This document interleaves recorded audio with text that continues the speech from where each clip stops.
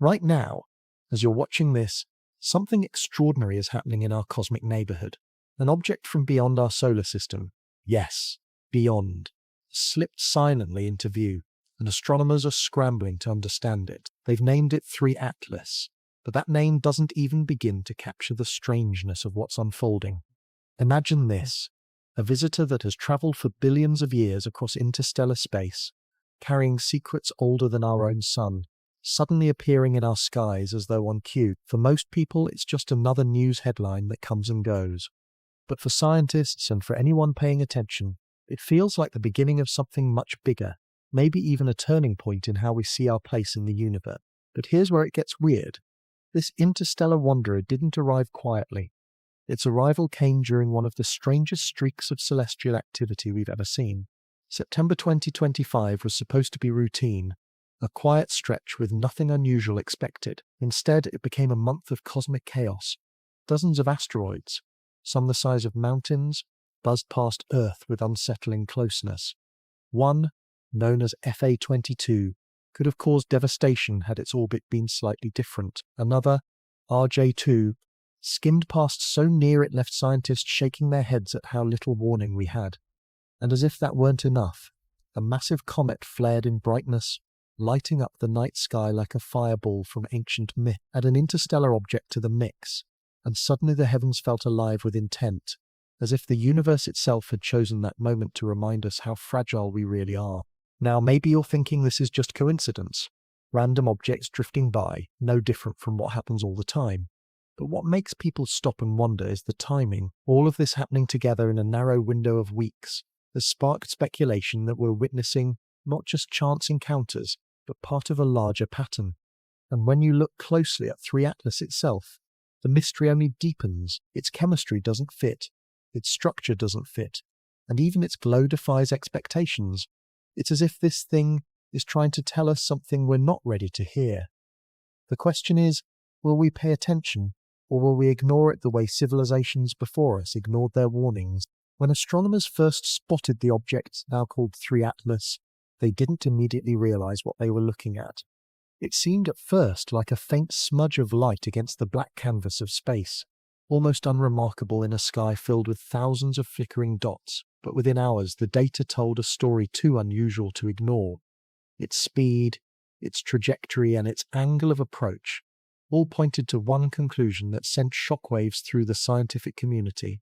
This thing wasn't from here. Unlike the asteroids that circle our sun in predictable belts or the comets that return on long elliptical paths, 3IATLAS came from far beyond, moving so fast that no gravity in our solar system could have bound it. It was a true interstellar traveler, and its sudden appearance forced experts to reconsider what they thought they knew about the cosmos. For years, textbooks have suggested that such visitors might exist, yet most people treated that idea as distant theory.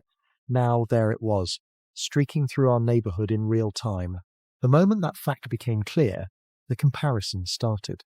People remembered Oumuamua, the cigar-shaped object that passed by in 2017, and stirred wild debate about whether it was natural or artificial.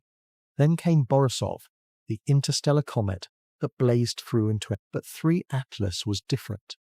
Its brightness shifted in ways that didn't match any familiar pattern, as if its surface wasn't uniform but fractured, glittering unpredictably under the sun. Its chemical makeup baffled experts too. Early spectral analysis suggested a mix of compounds not typically seen in comets, raising the possibility that it had formed under conditions totally alien to our solar system. That alone would have been enough to grab headlines.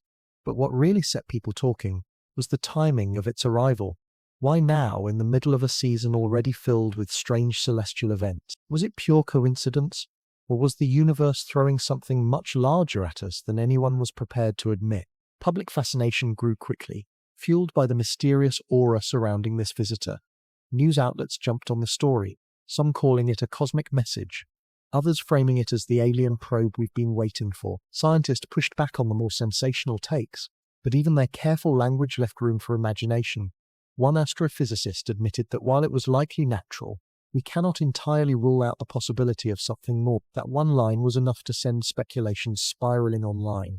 Forums buzzed with theories that 3IATLAS wasn't just drifting aimlessly, but on some deliberate path.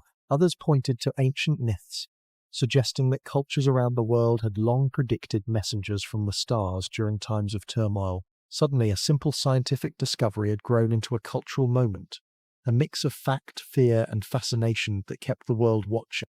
Meanwhile, behind the scenes, observatories scrambled to collect as much data as possible. Objects like this move fast, too fast to study for long. Once it passed beyond reach, it would likely never return. Teams across the globe coordinated, sharing images and readings in real time. NASA, the European Space Agency, and independent observatories in places like Hawaii and Chile all locked their instruments onto the intruder. Every shift in brightness, every trace of gas venting off its surface, every tiny deviation in its path was logged and analyzed. The more they studied, the more questions arose. For instance, why did it seem to brighten at odd intervals instead of following a steady curve like most comets? Why did parts of its surface reflect light in a metallic way, unlike anything seen before? And why was it tumbling so chaotically, almost as if it were hollow? These were details that couldn't easily be explained, and the gaps in knowledge only deepened the mystery. As the information trickled out, people began to notice eerie parallels between this event and some of the most chaotic periods in history. When Oumuamua passed by in 2017, it coincided with a wave of global instability, political upheavals, natural disasters, and tensions between nations. Borisov in 2019 arrived just months before a worldwide pandemic reshaped society. Now, in 2025, 3IATLAS showed up during a time when the skies themselves seemed to be throwing everything at us. Near-miss asteroids, unexpected flares, strange comets. Was it just humans connecting dots where none existed, or was there something more? The pattern was hard to ignore, and once an idea like that takes root, it spreads quickly. Online communities began labeling it the Omen comet, while others went further, suggesting that civilizations in the past might have seen such objects and tied them to warnings or catastrophes. Whether you believed it or not, you couldn't deny the emotional pull of the story. It felt like living inside the kind of myth our ancestors would have whispered about around firelight. And yet, amid all the speculation, one reality remained clear. 3IATLAS was here, and it was fleeting.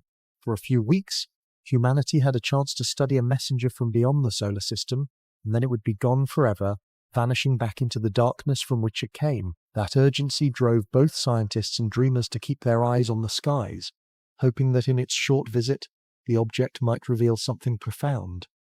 Was it carrying organic molecules that hinted at life elsewhere? Was its strange brightness a sign of an unfamiliar chemistry, proof that other star systems produced materials unlike anything we knew? Or was its bizarre behavior a clue that the universe still had secrets far stranger than science could easily explain? But here's the part that makes it unforgettable. Even with all the instruments and all the data, some questions might never be answered.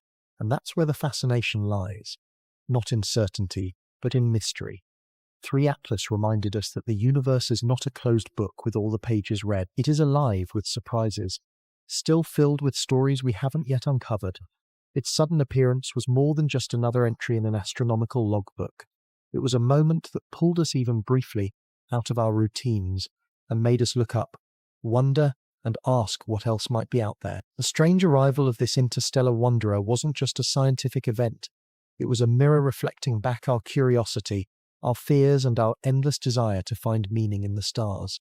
Long before 3IATLAS became the headline-grabbing enigma of the year, strange signs had already been appearing in the skies, nudging people into a state of unease they couldn't quite explain. It started with subtle shifts that most dismissed as coincidence, meteor showers arriving earlier than expected, auroras lighting up skies far from the poles, and odd flashes caught on weather satellites that had no clear source. But when you stacked these events side by side, they began to form a pattern that didn't feel accidental. The atmosphere itself seemed restless, as if Earth was caught in the crossfire of forces we didn't fully understand. For centuries, humanity has looked to the heavens for guidance, omens, and answers, and now, in the midst of so much global tension, the sky appeared to be speaking again. Only no one could agree on what it was trying to say. Astronomers were among the first to raise cautious alarms. In the months leading up to 3IATLAS, they noticed an unusual increase in near-Earth objects passing closer than expected. Some of these space rocks skimmed by within a fraction of the distance to the Moon, arriving with little or no warning. While none of them caused direct harm, the frequency alone unsettled experts. It was as if the solar system had entered a particularly cluttered stretch of cosmic roadway, raising the odds of a collision. And then came the solar activity.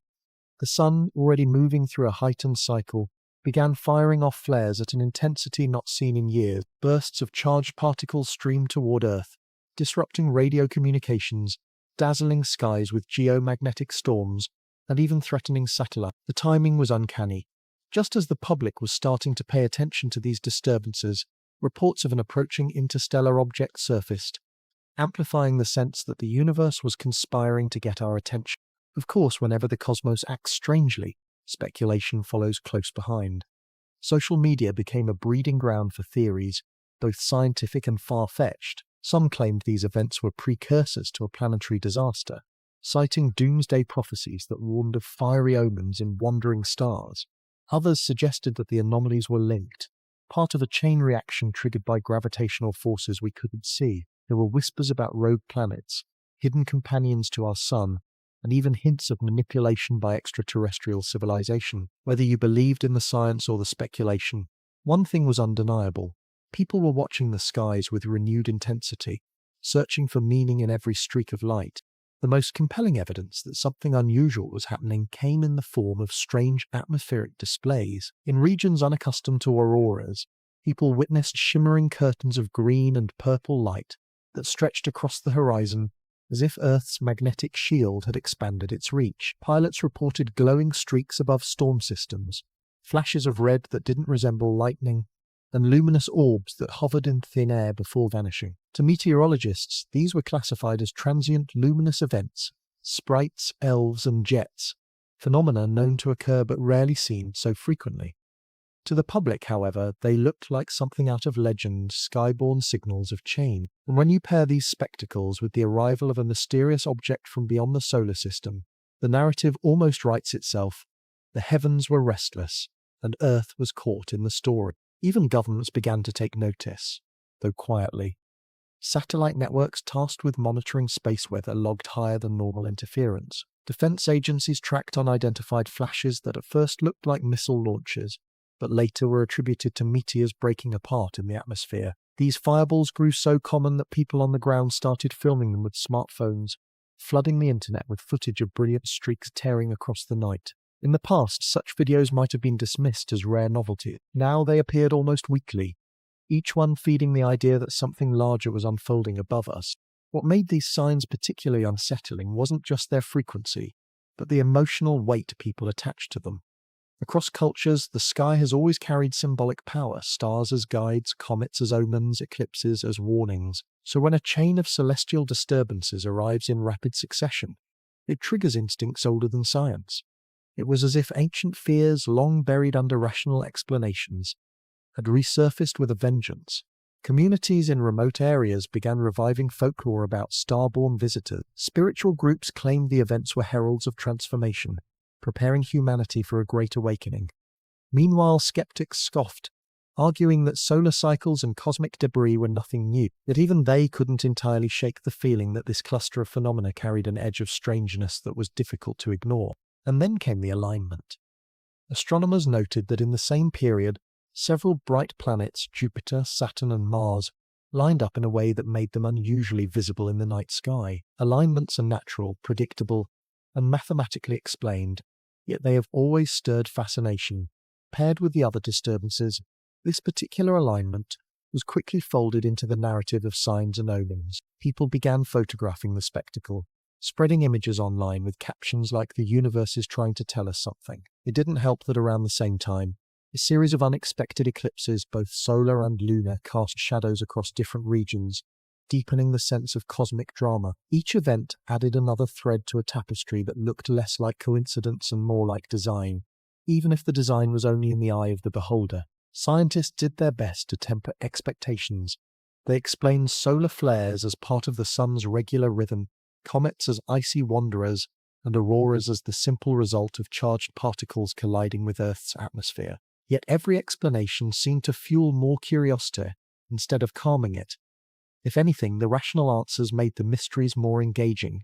because they highlighted just how much of the universe we still don't control, and that tension, the gap between science and speculation, is what kept people hooked. On one hand, you had precise data and careful models. On the other, you had stories, myths, and gut-level instincts. Both carried weight, and both shaped how people experienced the unsettling signs in the sky. By the time 3IATLAS fully entered the conversation, these earlier disturbances had already primed the world to see its arrival as more than random chance. It wasn't just another space rock passing through, it was part of a broader pattern of strangeness that seemed to escalate with each passing month. The comet's eerie glow, its odd composition, its unpredictable brightening, all of it slotted neatly into the narrative people had been building from the auroras, fireballs, and flares. It was as if the skies had been laying down hints, and now the message had arrived in full. Of course, whether that message was a warning, a revelation, or simply the randomness of nature remained open to interpretation. But here's where the story takes on an edge of irony. For all our technology, for all our telescopes and satellites, humanity is still deeply vulnerable to the unknown. The unsettling signs in the sky reminded us that we are small players on a vast stage, subject to forces beyond our control. Whether you believed the signs pointed to disaster, awakening, or nothing at all, they achieved one thing without question. They made us look up. In an age when most eyes are glued to screens, the heavens reclaimed our attention. And in that shared gaze, whether fearful or fascinated, humanity found itself united, even briefly, by the mystery of the cosmos. When the comet-like object dubbed 3IATLAS appeared in the sky, it didn't take long before speculation exploded into a global wildfire. The unsettling signs leading up to its arrival had already stretched people's imagination. But the moment a mysterious visitor from interstellar space was confirmed, the human tendency to seek explanations, rational or otherwise, kicked into overdrive. Scientists delivered their cautious statements, filled with measured language about unusual composition and unpredictable behavior. But outside the halls of academia, wild theories grew like vines, each one stranger than the last, and each more magnetic to a public eager for meaning. The first wave of theories leaned heavily on prophecy. Ancient texts from the Book of Revelation to the Mayan calendar were quickly repurposed and stitched into narratives that seemed to align with the appearance of 3IATLAS. Social media flooded with posts claiming the object was the star of destruction mentioned in apocalyptic writings, a harbinger of judgment. Conspiracy channels dove deeper, asserting that governments had long known about its approach and kept it hidden to avoid mass panic. According to these claims, the increase in sky anomalies wasn't random, but part of a larger plan, one that hinted at catastrophic consequences for Earth. Whether people truly believed these prophecies or just shared them for the thrill of it, the effect was the same. Every post, every video, every tweet amplified the aura of mystery, turning 3IATLAS into something far bigger than a comet. Then came the extraterrestrial angle. After all, the idea that an interstellar object might not be entirely natural had precedent. Years earlier, scientists debated whether Oumuamua, the first known interstellar visitor, was simply an odd rock or perhaps a probe of alien design. That debate had never been fully resolved in the public's mind, and 3IATLAS reignited it. Some theorists insisted that its unusual path, sudden brightening, and unexpected chemical signatures were signs of artificial origin. They compared it to a cosmic breadcrumb left by a civilization far older than ours. Online forums buzzed with claims that 3IATLAS wasn't just visiting, it was observing, studying, maybe even preparing for contact. UFO enthusiasts latched onto every new anomaly, pointing to blurry telescope images and suggesting they revealed structures, lights, or even propulsion systems hidden in the glow of the object's coma. Another branch of theories went darker. Instead of a probe, they argued 3IATLAS was a weapon, or worse, a seed. In these accounts, the object wasn't a natural traveler, but a delivery system carrying with it the potential to unleash devastation or to seed Earth with alien organisms. Parallels were drawn to panspermia, the hypothesis that life on Earth might have originated from microbes carried here by comets or asteroids. What if, they asked, this wasn't about our origins, but about our end? What if 3IATLAS carried something designed not to enlighten humanity, but to reset it entirely? Though speculative, the idea resonated with audiences conditioned by decades of science fiction, where alien threats often come quietly from the sky, rather than in the form of flying saucers. And yet, not all theories were apocalyptic. Some saw in 3IATLAS the potential for transformation. Spiritual movements described it as a cosmic messenger, a sign of awakening. They claimed the object's arrival marked the beginning of a new era, when humanity would be forced to reckon with its destructive tendencies and embrace unity. These groups interpreted the unusual phenomena surrounding 3IATLAS, its glow, its erratic path, as symbolic of change, urging followers to prepare not for disaster, but for enlightenment. To them, the comet wasn't doom, it was destiny. Theories of this nature gained surprising traction, offering a counterbalance to the fear-driven narratives. They provided comfort to those who wanted to believe that chaos in the skies wasn't punishment, but opportunity. Meanwhile, the distrust of official explanations only fueled these theories further. NASA, ESA, and other space agencies released carefully worded updates on the object's speed, trajectory, and chemical makeup. But for every statement of reassurance, skeptics spun alternative interpretations. If scientists claimed there was no danger, conspiracy voices countered that the real danger was being hidden. If astronomers explained the object's brightening as natural outgassing, theorists argued it was an engine firing up. No matter what data was presented, it became raw material for narratives that diverged sharply from science. The sheer volume of speculation created a hall of mirrors, where fact and fiction blurred until the difference hardly mattered to an audience that craved excitement over certainty. The most explosive theory, however, emerged when fragments were detected. Reports suggested that parts of 3IATLAS were breaking off, smaller chunks trailing in its wake. Official explanations focused on the natural instability of such objects, but in the court of public imagination this was proof of something more sinister. Was the object deliberately deploying smaller craft? Was it dispersing material into Earth's path? Some argued the fragments were themselves probes, scattering to observe the planet from multiple angles.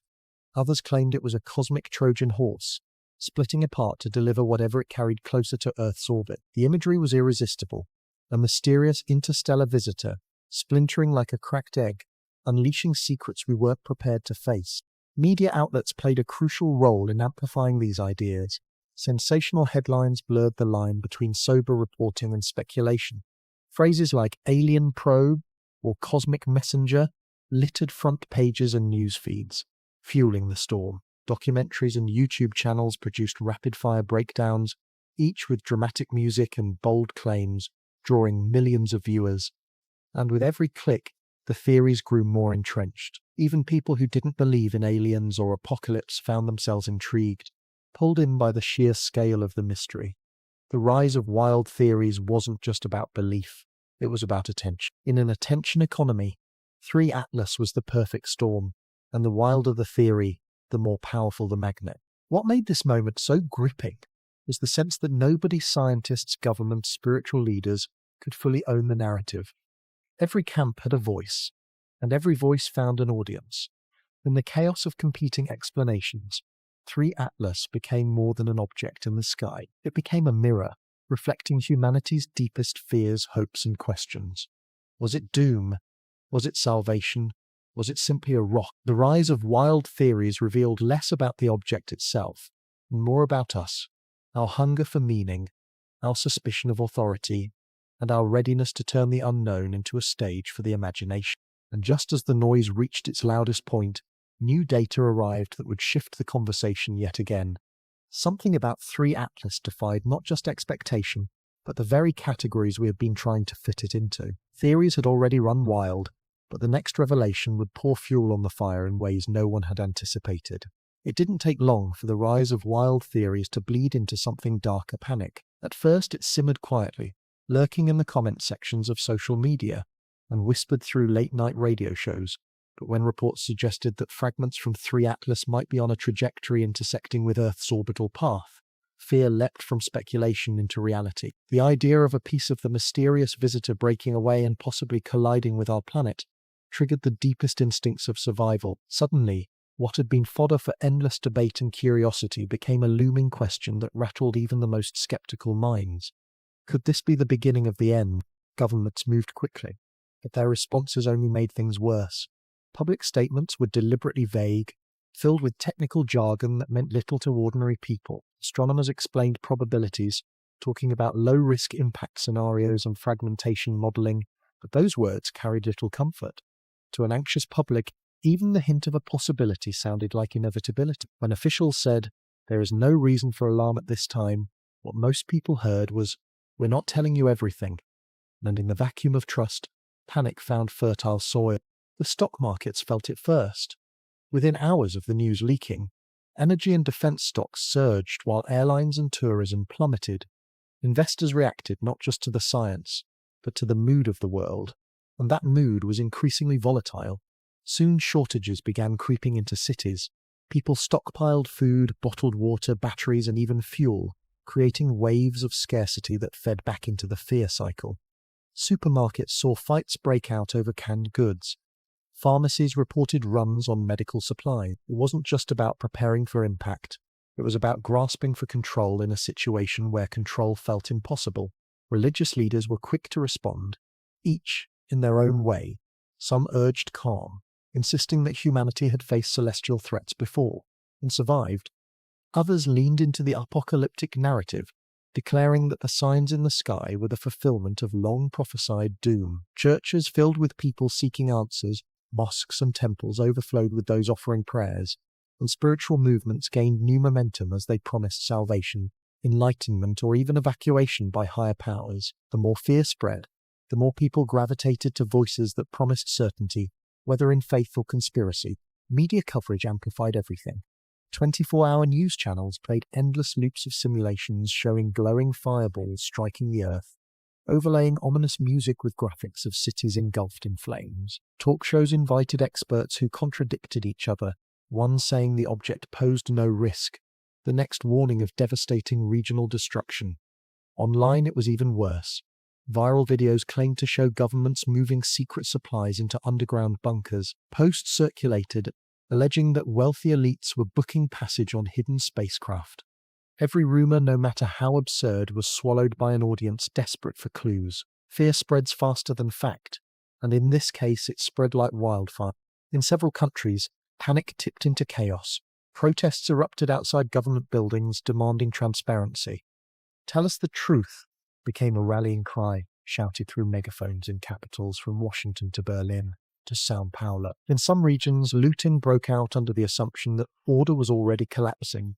Police struggled to maintain control as people raided electronics stores, gas stations, and even jewelry shops. If the world was ending, the reasoning went, why not take what you wanted now? In the chaos, lines between rational preparation and reckless desperation blurred. Meanwhile, scientists found themselves caught in an impossible position. They knew the probability of impact was small, not zero. Their professional instinct was to remain cautious, but that caution translated poorly to the public. Every update, no matter how carefully worded, seemed to escalate the fear rather than reduce it. A slight change in projected trajectory was enough to spark another wave of panic online. Scientists who tried to downplay the risks were accused of being government puppets, while those who admitted even a sliver of uncertainty were thrust into viral fame as whistleblowers. The credibility of science, once seen as a calming force, now fueled division. The panic also revealed something telling about humanity's psyche, how quickly we fracture when faced with the unknown. While some communities banded together, organizing shelters, pooling resources, and creating support networks, others splintered into suspicion and selfishness. Neighbors hoarded supplies from one another. Families argued over whether to flee cities or stay put. Online forums were flooded with debates about which regions might be safest, with theories ranging from mountain ranges to underground tunnels to remote islands. In many ways, people weren't preparing for the impact of a fragment. They were preparing for the collapse of trust itself. Technology added another layer of volatility. Amateur astronomers live-streamed their telescopic observations, with millions tuning in to watch blurry images of 3IATLAS streak across the sky. Every flicker of light became evidence for one theory or another. Apps claiming to track the comet's path skyrocketed in downloads, though most were inaccurate, feeding misinformation into the frenzy. On TikTok and YouTube, influencers built entire followings by spinning narratives about survival plans, secret bunkers, or alien intervention. The result was a digital echo chamber where fear fed on itself, mutating by the minute. But the most chilling aspect of this first wave of panic was how quickly normal life unraveled. Schools closed temporarily in multiple regions, citing safety concerns. Flights were cancelled as rumors spread that the atmosphere might be affected by debris. Supply chains stalled, not because of impact, but because workers stayed home. unwilling to risk being caught outside if disaster struck. It was as if the shadow of the comet had already fallen on Earth, not physically but psychologically. Humanity had entered survival mode, not because of what had happened, but because of what might happen. Through all of this, 3IATLAS hung silently in the sky, indifferent to the chaos below. Its eerie glow became a nightly reminder of uncertainty, a cosmic question mark burning above every city and village. Some looked at it with dread, others with awe, but no one ignored it. And in that universal attention, something became clear. The panic wasn't just about science or risk. It was about the fragility of our collective imagination. The moment the idea of catastrophe took root, it spread faster than any fragment ever could, reshaping societies long before the object itself could touch them. The first global panic wasn't the end, but it was a glimpse of how close to the edge humanity really lives. Order, it turned out, was a thin veneer, easily shattered by whispers from the sky. And even as the frenzy began to settle into uneasy silence, a chilling question lingered. If this was how the world reacted to the possibility of impact, what would happen if proof arrived? What if the next announcement didn't speak of probabilities, but of certainty? If the first global panic proved anything, it was that fear thrives in the absence of clarity, and as the public clamoured for answers, the silence or carefully scripted reassurances from governments only deepened suspicion. In moments of crisis, people rarely trust what they're told. They trust what they're not told. That gap between official statements and private speculation became the breeding ground for the next wave of hysteria, fueled by rumours of government secrets and the inevitable leaks that followed. It began with whispers. Low-level employees in space agencies hinted at closed-door meetings and sudden security clearances being enforced. Contractors working with defense departments reported unusual requests, simulations of impact zones, accelerated construction of fortified underground facilities, and the stockpiling of emergency supplies. In isolation, each piece of information could have been brushed off as routine preparedness. But when these stories began to converge, forming a mosaic of paranoia, the world began to believe something was being hidden in plain sight. The first major leak came from an anonymous post on a message board known for conspiracy chatter. The poster claimed to be an insider at a European observatory, insisting that 3IATLAS wasn't behaving like a natural comet at all. According to the alleged insider, the object's trajectory contained irregular shifts, inconsistent with gravitational forces alone, as if it were making decisions. The claim spread like wildfire, quoted in online articles and debated endlessly on streaming shows. Whether true or false, it fit neatly into the existing narrative. Governments knew more than they were admitting, and their silence was proof of guilt. Shortly after, a document appeared on the dark web, allegedly leaked from within a US defense agency. The file contained charts, probability maps, and alarming language suggesting that fragments of 3IATLAS posed a non-negligible risk of regional destruction. Officials dismissed it as fabricated, but for a public already primed to distrust, the denial only cemented the belief that it was authentic. The document was downloaded millions of times, dissected by amateur sleuths, and broadcast on independent media as evidence of a cover-up. Overnight, the story shifted from "could this hit Earth?" to "they're hiding that it will." Governments, of course, tried damage control. Press conferences were held, where officials repeated variations of the same phrase: "We are monitoring the situation closely, and there is no imminent threat to Earth." Yet the very fact that leaders across the globe spoke in such synchronized tones made it feel orchestrated. If countries that often disagreed on everything were suddenly aligned in their messaging, surely that suggested coordination that reeked of secrecy. The narrative of a united front against panic became, ironically, the very fuel that kept the panic alive. The leaks didn't stop there. A whistleblower from within a private aerospace company claimed that their satellites had detected non-random emissions from the object. They described it as bursts of energy pulsing like signals rather than natural outgassing. Mainstream scientists dismissed the idea, saying solar activity could easily explain the readings.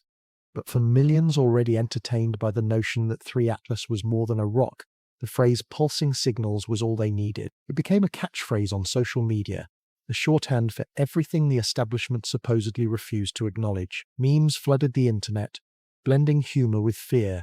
Images of 3IATLAS labeled The Observer, jokes about governments sending red receipts to the comet, and hashtags that turned suspicion into viral entertainment. The leaks also had geopolitical consequences. Rival nations accused one another of withholding data, or manipulating the narrative to maintain control. Diplomats traded barbed remarks about transparency, each side hinting that the other knew more. The United Nations convened emergency sessions, but even there the lack of consensus was obvious. Countries that had access to powerful telescopes and space monitoring equipment were reluctant to share raw data, citing national security. Those without such resources accused the powerful of hoarding truth. Instead of global cooperation, humanity's response fractured into a chessboard of secrecy, mistrust, and blame. But the most shocking moment came when a cache of internal memos was released by a hacker collective. These files, attributed to multiple government agencies, suggested that underground bunkers were being readied, not for the public, but for the political and economic elite. The memos described continuity of governance plans, with priority lists of individuals to be evacuated in case of catastrophic impact. The revelation ignited outrage. Protests erupted worldwide, with demonstrators demanding access to the same protections being allegedly reserved for the privileged few. Bunkers for all, or bunkers for none, became a rallying cry plastered across cities from New York to New Delhi. Whether or not the memos were authentic no longer mattered. They struck a nerve too raw to ignore. The leaks also redefined the cultural narrative. Suddenly, 3IATLAS wasn't just a celestial object. It was a test of justice, exposing how fragile the social contract really was.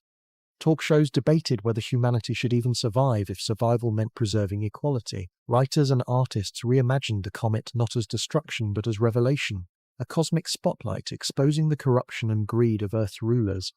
In this retelling, 3IATLAS wasn't the villain, it was the hero, forcing humanity to confront its own failures. Meanwhile, every new update from scientists was overshadowed by suspicion. If data showed the comet veering away, skeptics claimed it was fabricated. If new anomalies were reported, they were taken as proof of sinister manipulation. The truth became irrelevant. Perception ruled, and perception was shaped less by facts than by leaks, rumors, and the emotional weight of fear. Within intelligence circles, analysts quietly admitted that the greatest threat wasn't the object itself, but humanity's response to it. The leaks had eroded trust in institutions to such a degree that no official reassurance could calm the storm. Each denial was interpreted as confirmation, each attempt at control as evidence of conspiracy. Leaders realized too late that by trying to manage panic with secrecy, they had instead guaranteed that panic would spread unchecked. The narrative was no longer in their hands, it belonged to the people, and the people believed they were being lied to. The irony was that in trying to prepare for the worst in silence, governments may have made the worst more likely. Societies frayed under the pressure of mistrust. Economies buckled as markets reacted to fear rather than fact, and beneath it all the comet itself kept approaching, silent and indifferent, while humanity argued over its meaning.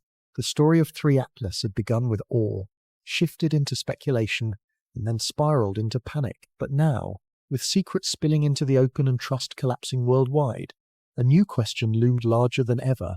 If governments couldn't even control their own people, how could they hope to face what might be coming from the sky?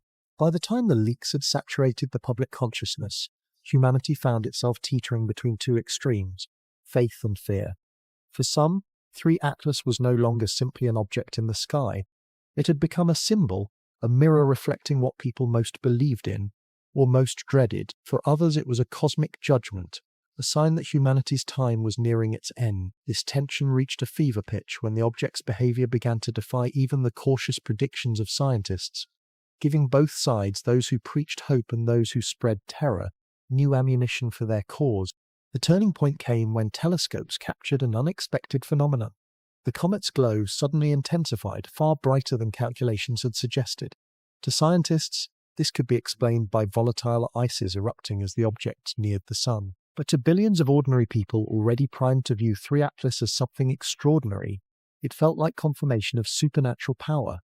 The fear camp interpreted the flare as a sign of imminent catastrophe, proof that the object was growing unstable and preparing to unleash devastation. Meanwhile, faith-based movements declared it a beacon, a divine light cutting across the heavens to guide humanity toward transformation. Both sides clung fiercely to their interpretations, and for many, neutrality was no longer possible. You either chose to tremble in dread, or you chose to believe in salvation. Religious leaders seized the moment. Evangelical pastors filled stadiums with sermons declaring 3IATLAS to be the great star called Wormwood, a celestial hammer of judgment. Islamic scholars cited hadiths about cosmic signs heralding the day of reckoning. Hindu gurus pointed to prophecies of celestial visitors tied to cycles of destruction and renewal. Even among secular thinkers, the rhetoric took on spiritual weight. Writers spoke of cosmic karma, as though humanity's exploitation of the earth had finally drawn the gaze of the universe itself. In every culture, old prophecies were dusted off, reinterpreted, and projected onto the glowing visitor in the sky. But faith didn't always mean religion. New Age movements exploded in popularity, claiming the comet wasn't a destroyer but a harbinger of awakening. Followers were told to meditate, align their consciousness with the object's frequency, and prepare for a shift in human awareness. Retreat centers filled up with people who wanted to escape the noise of the collapsing world and position themselves spiritually to receive the message. Social media became a battlefield of contrasting hashtags: Atlas judgment versus Atlas awakening, fear versus faith, doom versus hope. Both trends dominated global conversation, often merging into surreal debates where believers in salvation argued with believers in catastrophe, while skeptics struggled to cut through the noise. Governments watching this polarization unfold found themselves powerless to contain it. Every new press release was dissected through the lens of both extremes. If officials downplayed the threat, the fearful accused them of lies. If they admitted uncertainty, the hopeful spun it as validation that the great change was truly coming. The collapse of trust in authority was nearly complete. Leaders no longer shaped the narrative shaped them. And as faith and fear battled across the globe, even leaders themselves began to reveal their biases, with some officials openly invoking prayer, while others warned of the necessity to prepare for chaos. The thin line between rational governance and personal conviction blurred, and the public saw it for what it was: fragility. On the ground, this duality manifested in strange, almost surreal ways. In some cities, people marched in apocalyptic demonstrations, chanting about the end and demanding governments release bunkers to the public. In others, mass vigils were held, with candles, prayers, and songs filling the night beneath the glowing comet. In one part of the world, panic sparked looting and violence. In another, communities gathered in peace, holding hands and gazing skyward with serene acceptance. The object in the sky hadn't changed, but the lens through which people viewed it had fractured humanity into radically different realities. The turning point wasn't just cultural, it was deeply personal. Families divided over how to interpret the signs. Some households prepared basements with food and weapons, convinced that collapse was inevitable. Others sold their possessions, donating to religious or spiritual groups that promised salvation. Parents argued with children, siblings fought over whether to flee cities or stay put, and friendships crumbled under the strain of incompatible beliefs. The comet wasn't just altering the skies, it was altering the very fabric of human relationships, eroding bonds with the relentless pressure of fear and hope. Then came the tragedies that turned speculation into headlines. Reports emerged of individuals who couldn't cope with the tension, taking drastic actions. Some ended their lives, convinced they had no future. Others committed desperate crimes in pursuit of survival or escape. At the same time, stories of miracles circulated, people claiming visions, healings, or moments of profound clarity, attributed to the presence of 3IATLAS. Every tragedy fed the fear, every miracle fed the faith, and the cycle spiraled faster and faster. Technology ensured that no event was isolated. A live-streamed incident in South America showed thousands of people camping on a mountainside, convinced the comet's light would trigger a transformation at midnight. When nothing happened, disappointment turned into chaos, with clashes between believers and disillusioned followers. Elsewhere, a viral video showed a small village erupting in celebration as unusual auroras danced overhead. Interpreted as confirmation of divine presence, billions watched these moments unfold in real time, and each viewer drew their own conclusion, reinforcing the split between doom and deliverance. Amid the noise, scientists continued their work, trying desperately to keep attention grounded in measurable facts.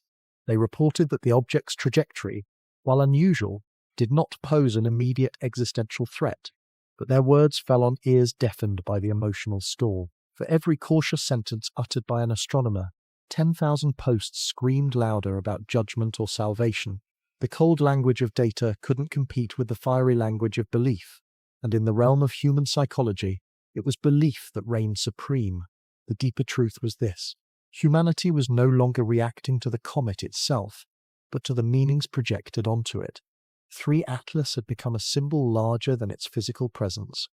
A symbol of endings, beginnings, punishment, redemption, fear, and faith. That symbolism mattered more than any trajectory calculation. It influenced how people lived their days, how they treated one another, and how they prepared for a future no one could clearly see. And so, the turning point of faith and fear marked a new phase in the saga. No longer was 3IATLAS just a celestial visitor. It had become the stage for humanity's deepest contradictions. In one breath, people prayed for mercy. In the next, they looted stores. In one corner of the globe, people built altars beneath the sky. In another, they built barricades. Humanity wasn't united by the comet. It was divided by it, torn between the terror of annihilation and the hope of transcendence. But even as these divisions grew sharper, a new development loomed on the horizon, one that would blur the lines between belief and fact, myth and science, because just when people thought they had chosen their side, the comet delivered another surprise, one that no one, not even the scientists, could easily explain. And once again, humanity's fragile balance between faith and fear would be shaken to its core. For weeks, the debate over whether 3IATLAS was a harbinger of doom or a beacon of hope consumed humanity. Yet as both sides dug deeper into their convictions, a revelation emerged that shifted the ground beneath everyone's feet. It began, as most paradigm-shaking discoveries do, with a small detail noticed by a group of scientists who had been tirelessly monitoring the comet's trajectory. At first, they dismissed the anomaly as a glitch, a noise in the data stream caused by interference. But the more they recalibrated their instruments, the clearer it became. 3IATLAS wasn't moving exactly as a natural object should. Something was altering its course, something deliberate. This was no longer just a matter of dust, ice, and cosmic coincidence. The comet's trajectory contained patterns too precise, too intentional, to be explained by solar winds or gravitational pulls alone. At regular intervals, bursts of energy flared from its surface, nudging its path in ways that mirrored control. It was as if the comet wasn't drifting, it was steering. When this discovery leaked to the public, it shattered every narrative that had dominated the world up to that point. For those who had leaned into fear, it was confirmation that humanity was being stalked by something intelligent, perhaps hostile. For those who leaned into faith, it was the ultimate sign. 3IATLAS wasn't just a cosmic accident, but a messenger, a chariot guided by higher forces. Either way, the comet had crossed a threshold. It wasn't just a rock in space anymore, it was an actor in the story. Governments scrambled to contain the implications, but their efforts were futile. Once the idea of intelligence behind the object took root, it spread faster than fire in dry grass. Social media erupted with theory. Some claimed aliens had embedded themselves within the comet, watching humanity to decide its fate. Others argued it was a long-lost probe from an ancient civilization, perhaps even from Earth itself, launched in prehistory and finally returning home. The hopeful spoke of ambassadors, of cosmic brothers and sisters coming to share wisdom. The fearful whispered of invaders, predators cloaked in rock and ice, approaching under cover of darkness. Every possible interpretation was given life, and in the absence of clear answers, each one gained followers. Religious groups doubled down on prophecy. The revelation of controlled movement was framed as proof of divine will. Priests declared it the chariot of the Lord. New Age circles called it the ship of awakening. A fringe but growing movement argued that it was the mythical ark of salvation, said to carry the worthy away before Earth met its judgment. Even atheists found themselves caught up in the drama, because whether one believed in gods or not, the presence of intelligence behind 3IATLAS could no longer be dismissed. Humanity was no longer just staring at a comet, it was staring at the possibility of contact. The scientific community, however, tried to steady the discourse. Teams of astrophysicists and engineers proposed more grounded explanations. Perhaps the comet housed natural cryovolcanic activity that coincidentally mimicked controlled propulsion. Maybe sublimation of trapped gases created jets that appeared intentional. But even these scientists admitted the precision of the course corrections was troubling. If this is natural, one astrophysicist remarked, then nature has written in code, and we've been blind to it until now. Their cautious words were no match for the avalanche of speculation. People didn't want probabilities, they wanted answers. And in the absence of certainty, Belief became truth. Then came the footage. Amateur astronomers with high-powered telescopes began capturing faint but unmistakable structures beneath the comet's glowing shroud. Long, linear shadows crisscrossed its surface, unlike anything seen in natural formation. The images were grainy, distorted by distance, but to many eyes they looked like ridges, or even towers, protruding from the icy shell. Suddenly, the idea of intelligence wasn't just theory, it was visible. Newscasters replayed the images endlessly, pausing, zooming, speculating. Were those outcroppings simple geological accidents, or the ruins of something built? To the human imagination, the difference hardly mattered. The line between science and myth dissolved, and once again, people projected their deepest hopes and darkest fears onto the glowing body above.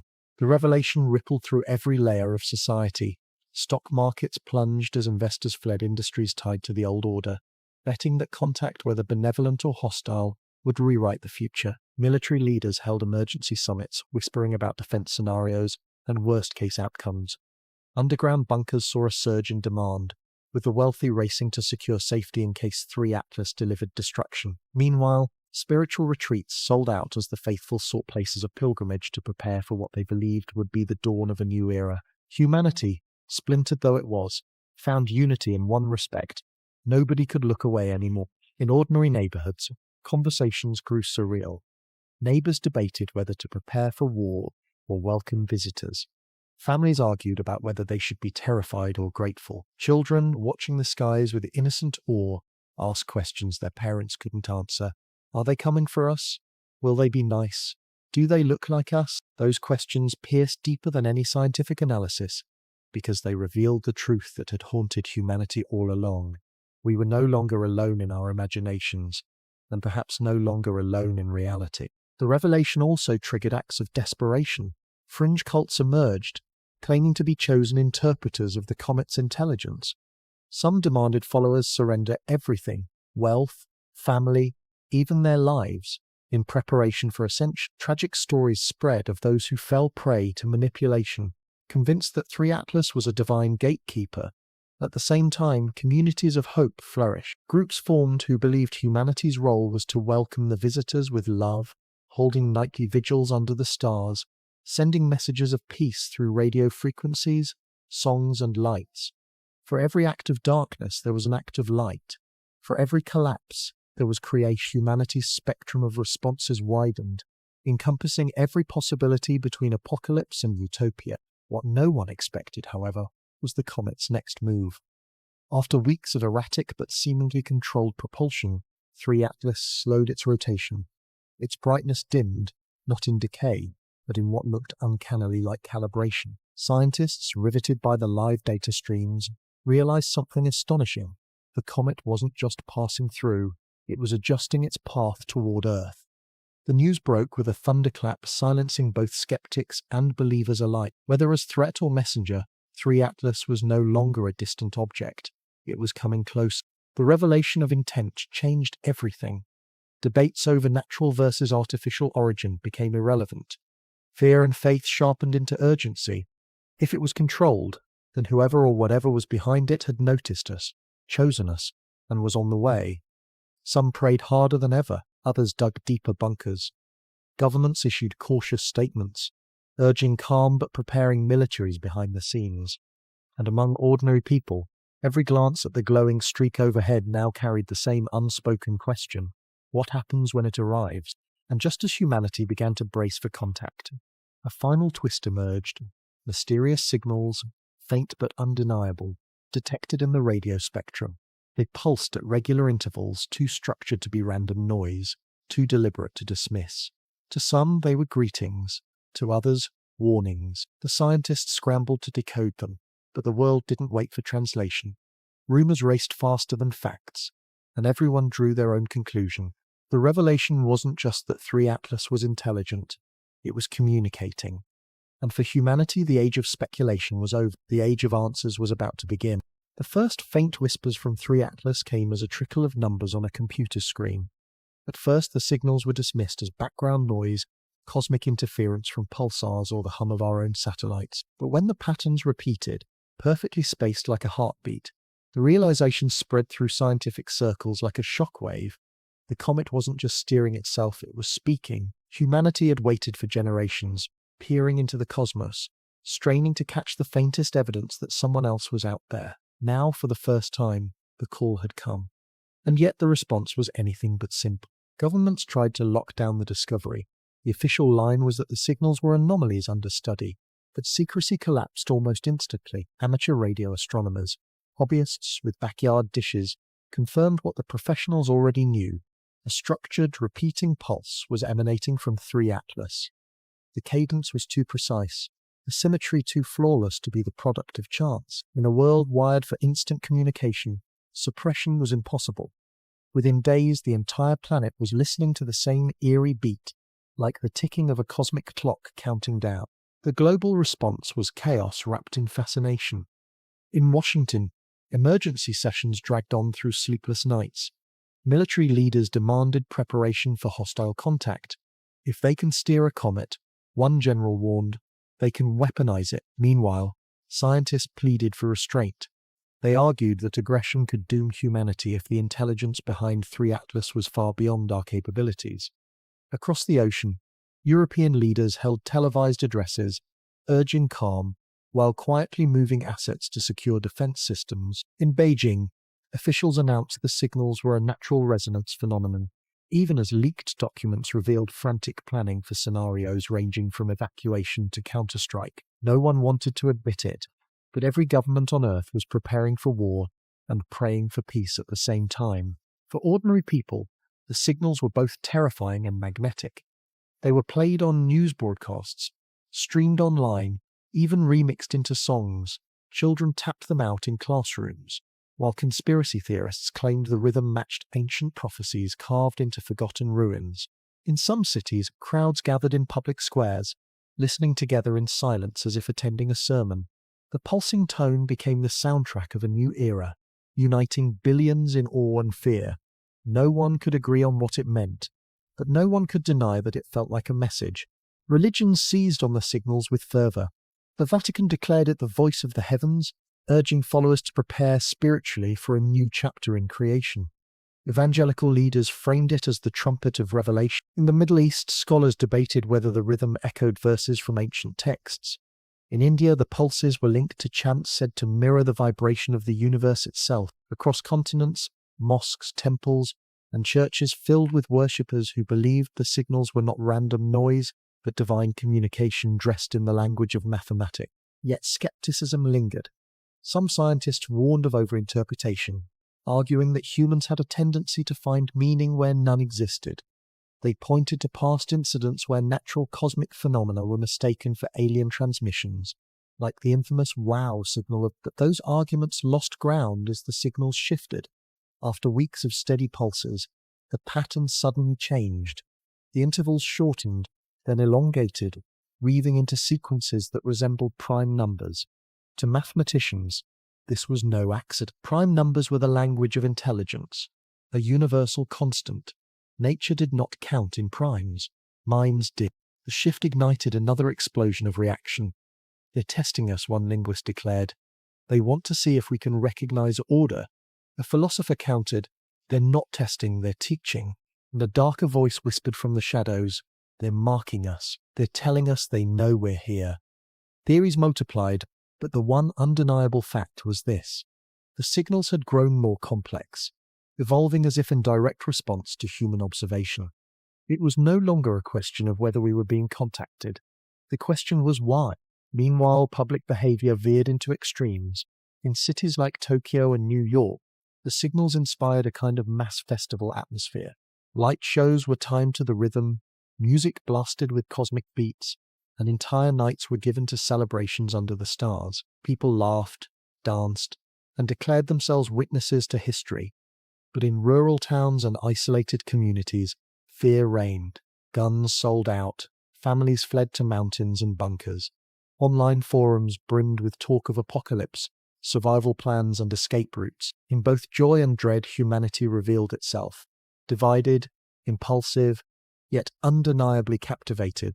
Amid the noise, a small group of scientists worked tirelessly to decode the patterns. They believed the prime sequences were only the beginning, a foundation on which a larger message could be built. And then one night, they noticed something chilling. Embedded within the pulses, layered at higher frequencies, was a secondary rhythm that mirrored Earth's rotation. The comet wasn't just speaking in general, it was pointing directly at us. 3IATLAS wasn't broadcasting into the void. It was looking at Earth and addressing us specifically. When this revelation broke, the planet froze. There was no longer room for denial. Whoever or whatever was behind 3IATLAS knew we existed, and they wanted us to know they knew. The sense of intimacy of being noticed across the abyss was both exhilarating and suffocating. People described the sensation as standing on stage under a spotlight, naked before an unseen audience. Humanity had always wondered if we were alone. Now, for better or worse, that question was over. We had been seen in the corridors of power. Debates grew desperate. Should humanity attempt a reply? Some argued silence was safest. Why announce ourselves further to a presence that could already bend a comet to its will? Others countered that silence would be interpreted as weakness or worse, hostility. Eventually, a compromise emerged. A cautious reply, encoded in mathematics mirroring the prime numbers sent by 3IATLAS. It was a simple yes, we hear you. No emotion, no promises, just acknowledgement. When the message was broadcast from massive radio telescopes around the globe, billions held their breath. For hours, nothing happened. Then, slowly, the pulses from the comet shifted again. They matched Earth's reply perfectly, repeating the primes back to us, almost like an echo. For a brief moment, the world erupted in joy. It was confirmation, contact undeniable. But then came the next shift. The signals diverged, weaving into patterns so complex that even the fastest supercomputers struggled to parse them. It was as if 3IATLAS had accepted our reply and then thrown down a challenge. Now keep up. That night, humanity crossed a line. No longer was the comet a silent wanderer or even a mysterious machine. It was a voice. And whether it belonged to a friend, a teacher, or a predator, we had answered it. The world was no longer waiting for proof of life beyond Earth. The proof was here, pulsing in our skies, daring us to understand. And what came next would not just test our technology or our science, but the very essence of what it meant to be human. The moment humanity realized that 3IATLAS was sending more than just random pulses, the race to decode its message began. At first, the excitement was overwhelming. Scientists imagined that this could be the greatest breakthrough in history, a clear communication from an intelligence beyond Earth, a Rosetta Stone for interstellar contact. But as soon as they started digging deeper into the data, the enthusiasm gave way to something else: confusion, frustration, and eventually a creeping sense of dread. The signals began simply enough, with repeating pulses, then prime numbers, a universal signature of intelligence. That was manageable. It was like someone knocking on the door, waiting for us to respond. But after Earth's cautious reply, everything changed. The pulses grew into layers, different frequencies interwoven like threads in a tapestry, overlapping rhythms stacked upon rhythms, until the data streams looked less like a message and more like an ocean wave crashing endlessly. No single mind could grasp it. Even the most advanced supercomputers strained to separate the noise from the structure. To many it seemed deliberate, as if the intelligence behind 3IATLAS wanted to test the limits of human cognition, to see whether we were ready or worthy of what came next. For weeks, global decoding teams worked around the clock. Entire think tanks were repurposed to tackle the signal. Linguists searched for syntax, mathematicians for equations, cryptographers for ciphers. At first they believed the pulses might be encoding star maps, with bursts corresponding to constellations. Others argued they were molecular diagrams, instructions for chemistry or technology. Some insisted the patterns mirrored DNA sequences, suggesting that whoever or whatever was behind the comet was drawing our attention to the building blocks of life itself. But each theory fell apart under scrutiny. The patterns were too vast, too multi-layered. Every time a breakthrough seemed within reach, the data shifted again, as though the comet was playing a game of cat and mouse with human understanding. Frustration boiled over into paranoia. What if it's not a message at all? One analyst asked. What if it's a weapon? The idea spread quickly. Some feared the signal could be a kind of code bomb, a pattern designed to crash systems, corrupt networks, or destabilize infrastructure. Cybersecurity experts scrambled to quarantine the data, terrified that feeding it into supercomputers might unleash something uncontrollable. And yet, even as governments issued warnings, labs around the world continued to pour every available resource into decoding it. The temptation was too great. If the message contained knowledge, technology, or even a glimpse into the mind of another civilization, how could humanity turn away? Meanwhile, the public demanded answers. Leaks spread across the internet. Fragments of the signals, graphs of the waveforms, even speculation that translations had already been achieved, but were being suppressed. Forums filled with amateur code breakers convinced they had found hidden meanings. Some claimed the signal contained warnings of a coming disaster. Others swore it was a message of peace, an invitation to join a larger galactic community. A few darker voices insisted it was bait, designed to lure humanity into revealing too much about itself. With no consensus from scientists or leaders, rumors filled the vacuum, and fear mixed with hope in equal measure. Then came the first true breakthrough, and it was more unsettling than anyone expected. A group of researchers in South America, working independently with limited resources, noticed that when the signals were layered visually mapped in 3 dimensions, they formed shifting geometric patterns. To the untrained eye, they looked like abstract art, but to the scientists they resembled fractals, endlessly repeating structures that hinted at infinite complexity. The strange part, some of those fractals mirrored natural patterns found on Earth. The branching of trees, the spirals of seashells, even the arrangement of galaxies. It was as if the comet was holding up a mirror, showing humanity the fundamental patterns of the universe, and asking, "Do you recognize yourselves in this?" News of the discovery leaked, and suddenly the debate shifted again. Was the signal a lesson, a cosmic teaching tool, or was it something far more invasive, a way of mapping our own world back to us, showing that whoever had sent it already understood us down to the finest detail? The geometric revelations sent shockwaves through religious and philosophical communities. Some declared the fractals proof that the intelligence behind 3IATLAS was divine, embedding the sacred geometry of creation into its message.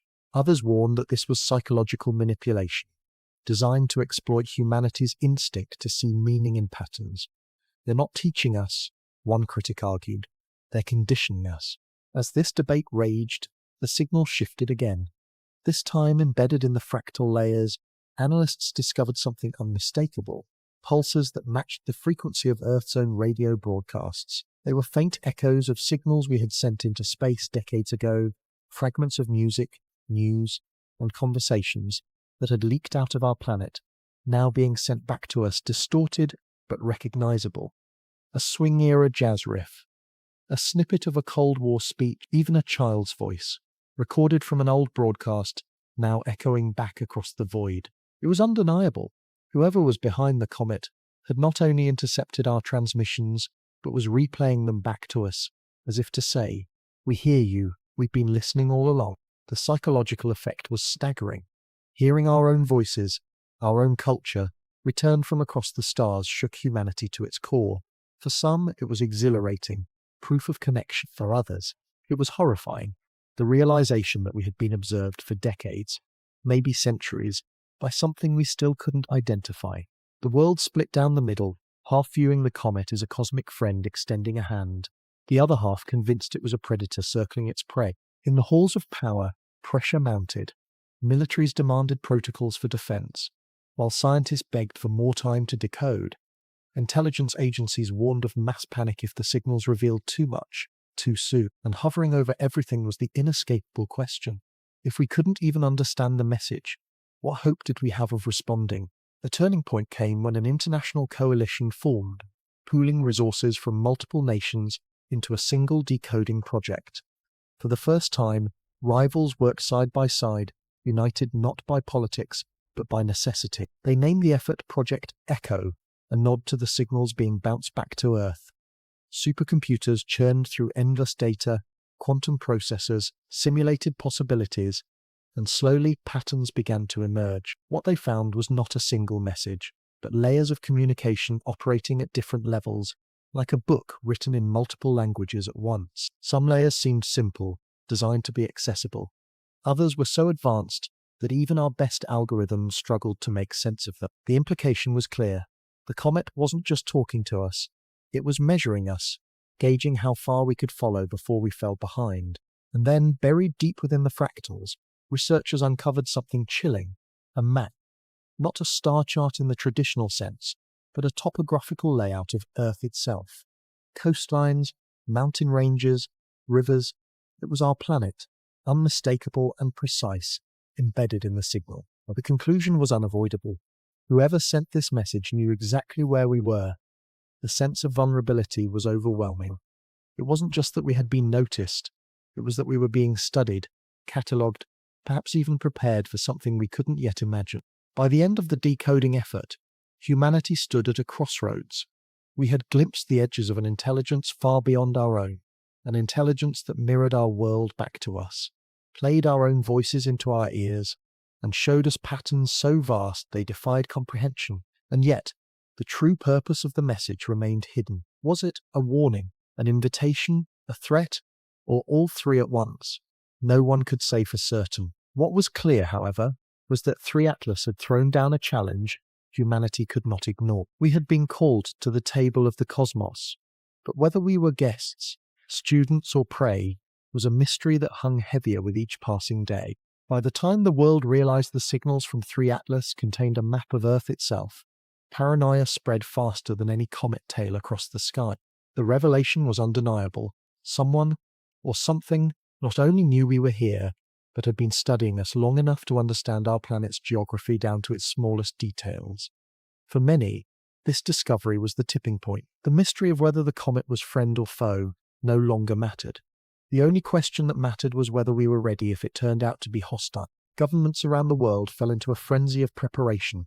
Emergency meetings unfolded in underground bunkers, behind locked doors, in war rooms lit only by the glow of giant digital maps. Generals demanded worst-case scenario planning.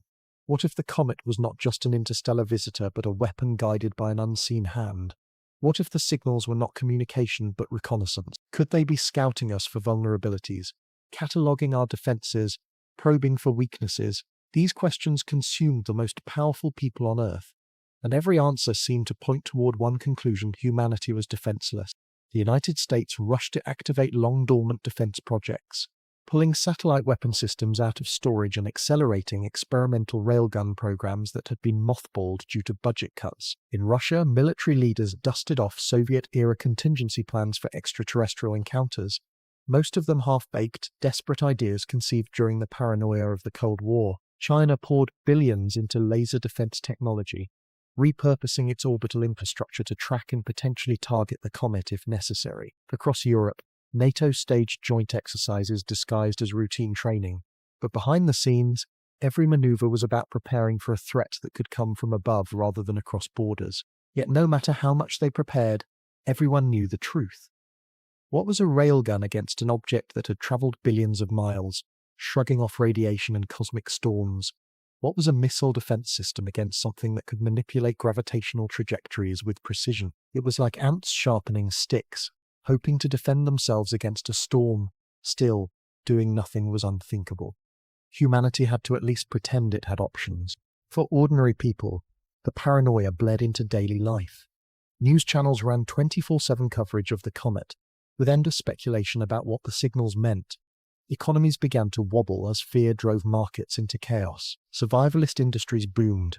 Bunkers sold out, canned goods disappeared from shelves, and private security firms found themselves overwhelmed with requests from billionaires desperate to prepare for post-contact scenarios. In major cities, protests erupted. Some demanded governments stop trying to hide the truth. Others insisted that decoding the message was inviting disaster, likening it to opening a door without knowing who or what was knocking. Fear and fascination mixed into a volatile cocktail, and no one could predict which would explode first. Religions, too, split under the pressure. Some groups declared the comet a divine test, insisting it was a messenger of the heavens. Others denounced it as demonic, a cosmic deception meant to lure humanity into destruction. Cults sprang up overnight, promising salvation to those who followed their interpretations of the signals.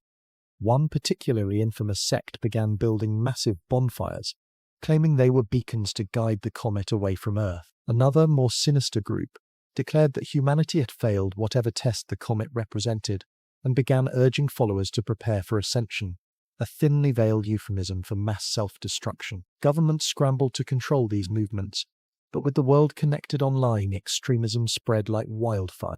Behind the chaos, scientists pressed forward, desperate to extract meaning from the evolving signals. But their obsession came at a cost. Cybersecurity experts warned that pumping alien data into Earth's most advanced systems was reckless. What if the signal contained not just information, but instruction, something that could override machines or infiltrate networks? Some dismissed this as fear-mongering, but late one night in a secure facility in Germany, a supercomputer running decoding algorithms suddenly crashed. When engineers examined the logs, they found that the system hadn't just failed, it had begun rewriting its own code in ways no one understood. Terrified, the project was shut down. Officially, the cause was hardware failure. Unofficially, whispers spread that humanity had stumbled onto something it wasn't ready for. These incidents fueled paranoia further. What if the comet wasn't just observing us, but already inside our systems, listening, learning, adapting? The possibility that the signals were more than communication, that they were infiltration, became a quiet obsession among intelligence agencies. Firewalls and quarantines were set up, but still, decoding efforts continued. No one wanted to be the nation that turned away from what could be the most important knowledge in history. Knowledge was power, and power was survival. At the same time, space agencies tried to prepare for direct contact. NASA, ESA, Roscosmos, and CNSA all scrambled to redirect probes toward 3IATLAS.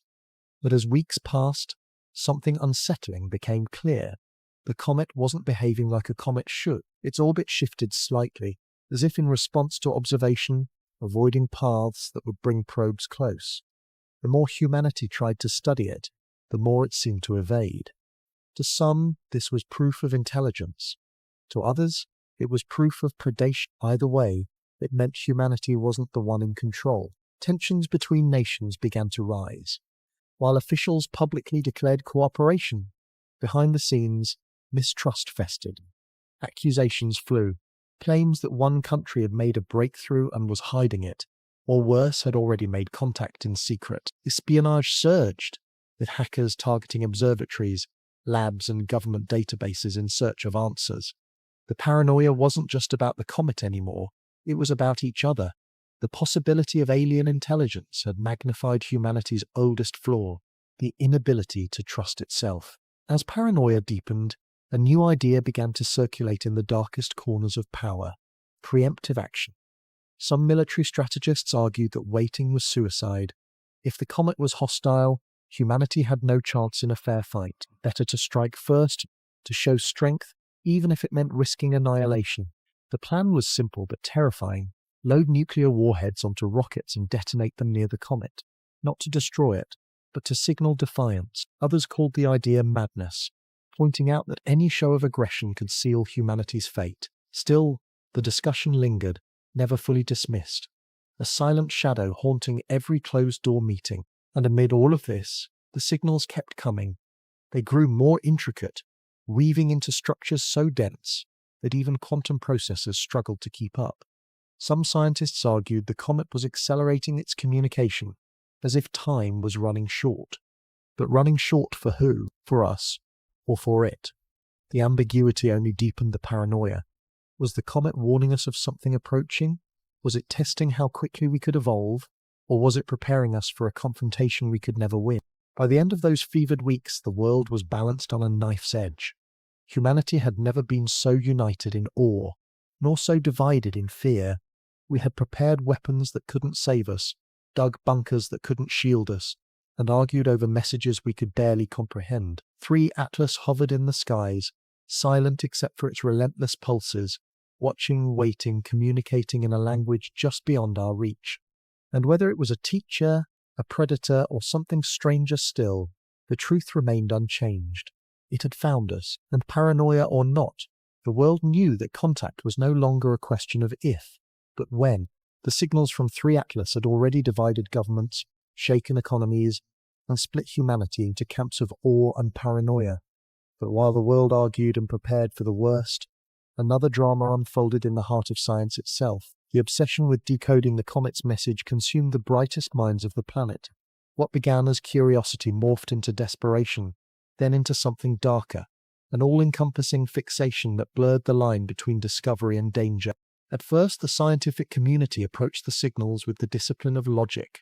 Linguists broke down the pulses as though analyzing an unknown language.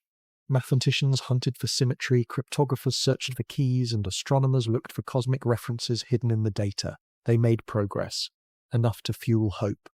The prime sequences were recognized as deliberate. The fractal geometry was mapped into recognizable patterns, and the replayed fragments of human broadcasts confirmed that this was no natural phenomenon. Each breakthrough brought headlines, and with headlines came pressure. Billions of people wanted answers. Governments demanded clarity. Every lab working on the comet became a stage where the future of humanity played out in real time. But as the weeks turned into months, something changed.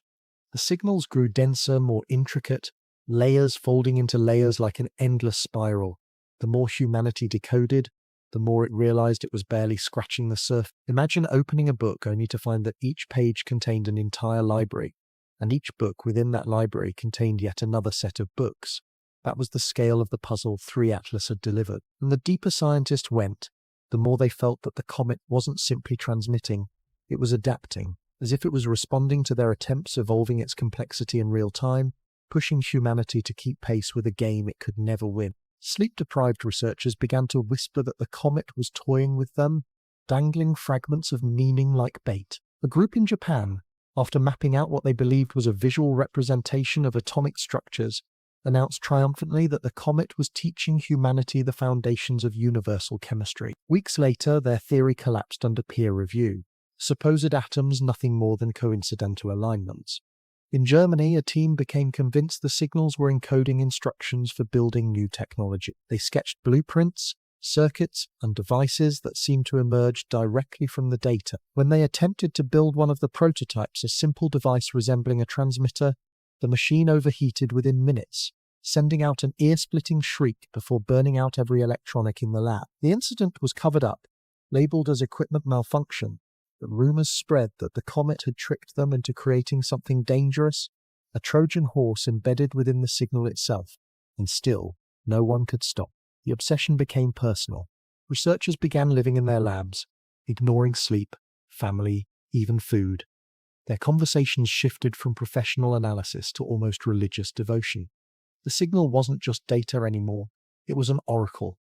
To some, 3IATLAS was a cosmic teacher. To others, it was a predator, weaving a web around human minds. A few began to break under the weight of it. A respected linguist in Paris was found scribbling indecipherable symbols across the walls of his office, muttering that the comet was inside his head. A young cryptographer in California vanished entirely, leaving behind a note that read only, "I heard it. I understood. I'm going to meet them." Governments tried to control the spread of the signal, restricting access to raw data, but it was impossible. The internet carried fragments across every corner of the globe, and open-source communities sprung up overnight, determined to decode what the authorities could not. Forums filled with amateur decoders who claimed to find hidden songs, secret codes, even direct warnings. One group swore they had uncovered a countdown embedded in the fractals, a clock ticking down to a date just weeks away. Another insisted the patterns matched ancient carvings found in ruins thousands of years old, proof that whoever was behind 3IATLAS had visited before. Whether any of it was true didn't matter. The obsession was contagious, and the comet's hold over human imagination tightened with every passing day. Inside the labs, tensions escalated. Arguments broke out between scientists who believed the signal should be treated with caution and those who demanded total commitment. The cautious ones warned that decoding too much, too fast, could be dangerous. "We don't know what we're opening," one physicist said. "We could be looking at a lock, not a message, and if we find the key, we might unleash something we can't control." But the others laughed off the warning. To them, caution was cowardice, and hesitation meant missing the chance of a lifetime. Knowledge is never the enemy, they insisted. Ignorance is. But knowledge can be a trap. In a secure facility in Switzerland, one of the most advanced supercomputers on Earth was tasked with running simulations of the signal. For weeks it processed the data, mapping the layers, searching for coherent structures, and then, without warning, it produced something shocking, An image on its screens appeared a shifting crystalline shape, rotating in 3 dimensions, shimmering with impossible geometry. The image wasn't static, it evolved, adapting to inputs, almost as if it were alive. Scientists stared in awe, unsure whether they had decoded a message or conjured an entity from raw data. The longer they observed, the more unsettling it became. Some swore the shape began to mimic their movements, as though it was watching them back. The experiment was shut down within days, but those who had seen it never forgot. One described it as staring into the eye of something vast, something that knew me better than I knew myself. News of the Swiss experiment was never made public, but whispers leaked, fueling new waves of paranoia. If the comet's signals could create images, could they also manipulate minds? Could they be more than communication? Could they be invasion? Already, researchers reported auditory hallucinations after long exposure to the pulses. Some heard voices in the rhythm, whispers threading through the static.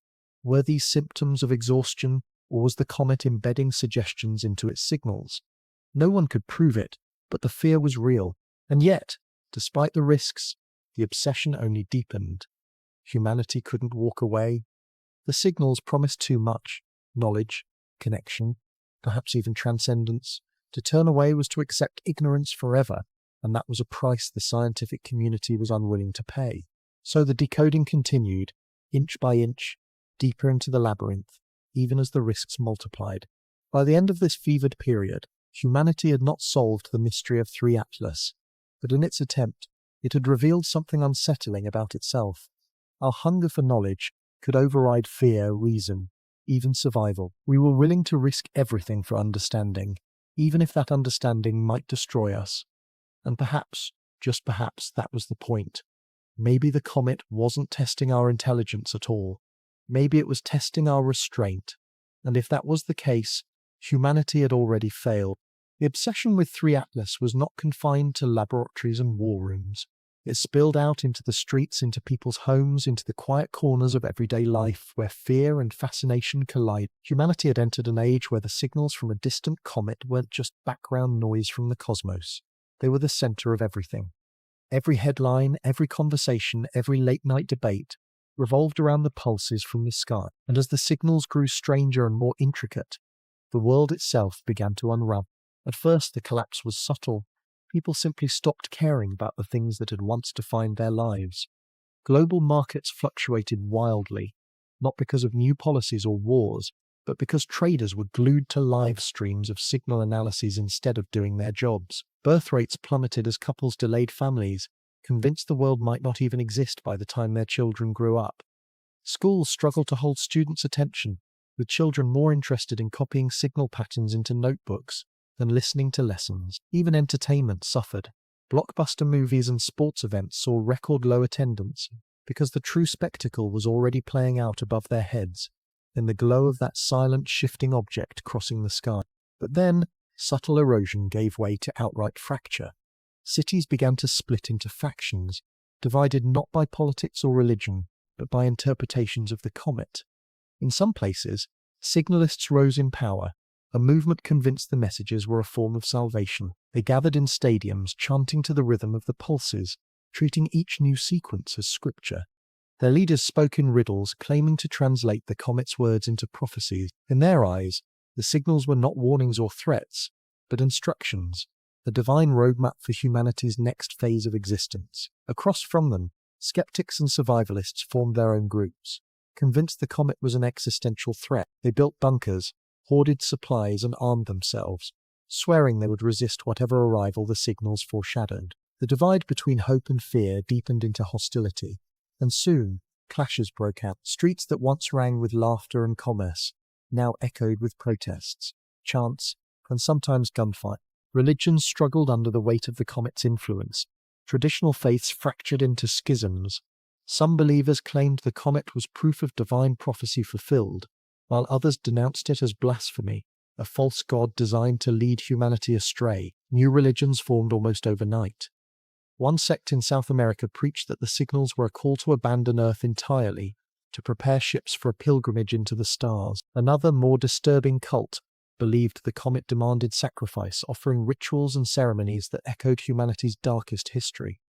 Authorities tried to intervene, but in many cases they were powerless. Faith, once rooted in centuries of tradition, had been hijacked by a pulsing rhythm from beyond the stars. The psychological toll was staggering. Anxiety became the defining trait of the era.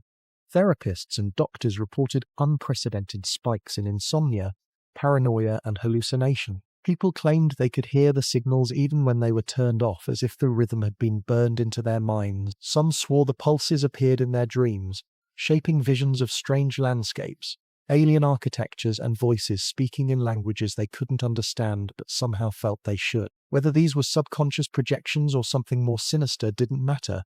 The result was the same. Sleep, once a refuge, became a battlefield. Millions lived in a state of exhaustion, teetering between obsession and breakdown. And then came the economic collapse.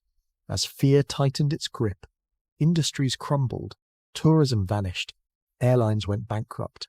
Entire supply chains broke down as workers abandoned their posts to either prepare for doomsday or join gatherings to welcome the arrival. Governments, already stretched thin trying to decode the signals, now faced shortages of food, energy, and medicine.